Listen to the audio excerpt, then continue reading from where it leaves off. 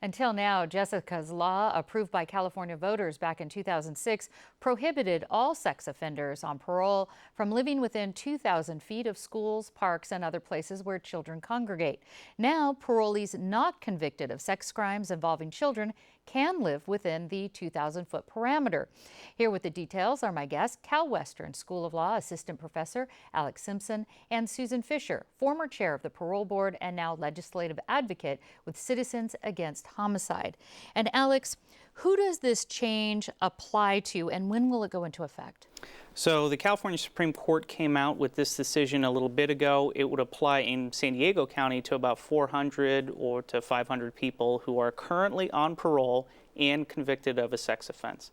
And what the law says now is that those individuals may not be restricted in their housing to what Jessica's law said, the 2,000 feet of schools or parks. And specifically, why not these particular 400 to 500 people in San Diego County? So the court made a determination after hearing from law enforcement and from California Department of Corrections that in reality the reason why the law is in place is to try to make the community safer, and there was simply no evidence of that. In fact, there was evidence the other way that the people who were on parole who were subject to these restrictions had a harder time finding housing and were harder to keep track of because of the fact that they were subject to Jessica's law. And I want to come back to that idea, but first, Susan, your background is in victims' rights advocacy and advocate.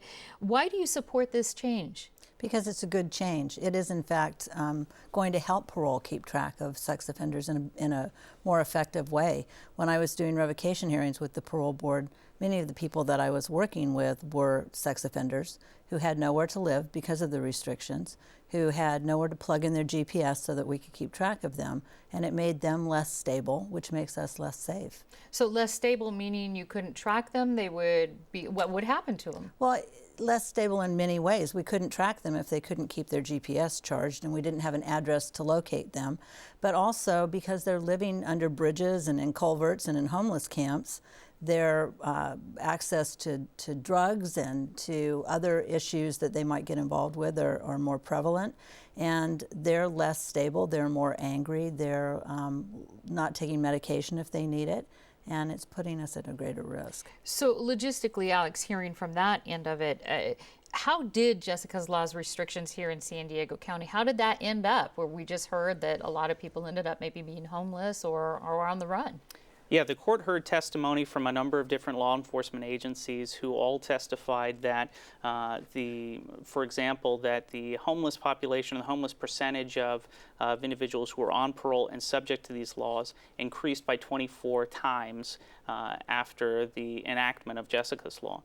Some of them were living behind the alley of the parole office. Some of them lived underneath overpasses because all of them were subject to these restrictions. And that's really what the court was focusing on is, you know, if we really can't keep track of these individuals, for example, through Megan's law, then we need to make sure that the law doesn't have this restriction because it actually causes more problems than it solves. Well, and Susan, coming back to this then, is there evidence that people who have committed sex offenses can be rehabilitated? I mean, they're on parole, they're out of the system, but as far as they're out of jail, I should say, or out of prison. So is there evidence that if you monitor them and they're more stable, that you can actually keep them from reoffending?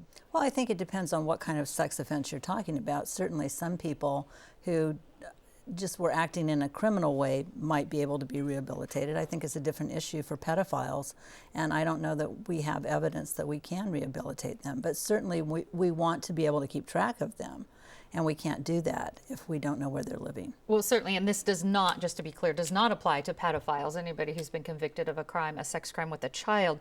But San Diego County Supervisor Diane Jacob is very opposed to this change. She called it a travesty. She's said today that she called it outrageous. So let me start with you, Alex. What do you want to say to reassure people about public safety concerns, or if you want to reassure them about that in response to this, that it's more dangerous for the public?